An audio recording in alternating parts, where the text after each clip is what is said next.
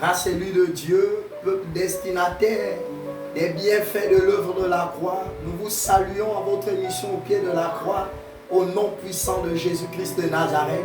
Alléluia, évangéliste, que la paix du Seigneur soit avec toi. Alléluia, docteur. Shalom, Bolo, à tous nos frères dans le sang. Que le Seigneur vous bénisse encore cette nouvelle semaine. Qu'il manifeste la lumière dans vos familles, dans vos vies, dans vos ministères et partout où vous êtes au nom de Jésus-Christ. Amen. Cette semaine, nous sommes sous le thème « Un vivant à la morgue ». Un vivant à la morgue. Luc, le chapitre 24, nous lisons les 3 premiers versets.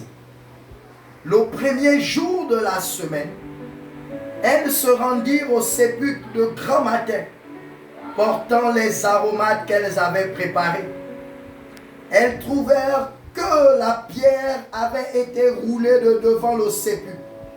Et, étant rentrées, elles ne trouvèrent pas le corps du Seigneur Jésus. Évangéliste, un vivant à la mort. Il est plus facile pour nos internautes de réaliser qu'à Gabosep, on emmène un vivant. À Gassepga, ils reçoivent un vivant. Mais ce vivant est entouré par plusieurs mystères. On vient constater qu'il y a un vivant à la morgue le premier jour de la semaine, nous dit le texte. Or, ce vivant est appelé le premier-né d'entre les morts. Ce vivant est la première de toutes les créations. Il est la première de toute la créature. La Bible dit dans le livre de Colossiens qu'il est le premier-né d'entre les frères et que tout est sorti de lui et tout retournera à lui. Il est le premier parmi les morts, il est le premier parmi les vivants. Il est le premier en toutes choses. Et c'est le premier jour de la semaine qu'on réalise que le numéro 1 universel, tant dans le monde physique que dans le monde de l'esprit, en réalité, était un vivant qu'on a déposé au sépulcre. Et ce caillou, cette pierre qui symbolise l'image de la mort, n'a pas pu retenir le vivant qui a été déposé dans le sépulcre. Évangéliste. Docteur, c'est vraiment grave le thème que nous prenons aujourd'hui. Pourquoi? Parce que beaucoup de personnes vont se poser cette interrogation de savoir comment est-ce qu'on peut emporter un vivant et l'amener, n'est-ce pas, parmi les morts. Bien-aimé dans le Seigneur, j'aimerais t'annoncer quelque chose d'assez grave. Tant que tu es né de la chair et du sang, tu es un mort vivant. Mais le jour où, par la grâce de Dieu, tu rencontres la vie, qui est la personne de Jésus-Christ, tu reprends, sinon tu connais pour la première fois ce que nous appelons la véritable vie. Et à cet instant, la Bible me dit quelque chose d'assez précis. Le Christ a été embaumé le jour où il était assemblé avec ses disciples sur la table. Et il y a une femme qui est venue manifester cela. En réalité, le vivant, le véritable vivant, celui qui a reçu la vie, reçoit le traitement de son corps étant d'abord vivant sur la terre et parmi les humains.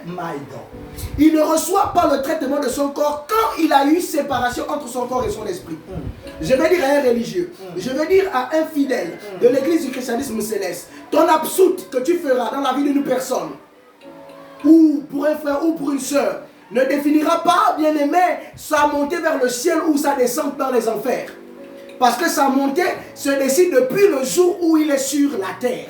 Pendant qu'il est en train de te donner un alléluia, pendant qu'il est en train de te donner un Jésus est bon, pendant qu'il est en train de te dire, te presser la résurrection, pendant qu'il est en train de te montrer le chemin de la croix. Au pied de la croix, bien aimé, un vivant parmi les morts vient gaspiller le business des pompes funèbres. Oh, que le Seigneur te bénisse, docteur.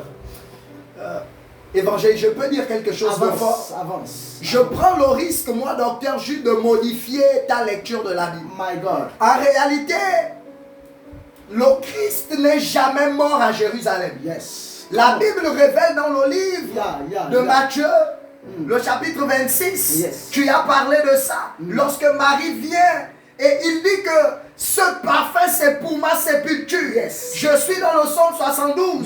C'est le roi Salomon qui parle. Il dit, oh Dieu, donne tes jugements au roi et ta justice au fils du roi. Il dit qu'il misérable et de l'indigent. Il sauvera la vie des pauvres. Il est dans la ville de Béthanie. Béthanie qui veut dire la maison du pauvre.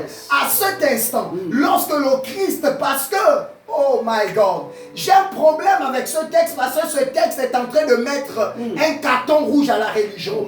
Ils veulent venir embaumer le royaume des cieux. Ça, c'est une coutume chez les Juifs.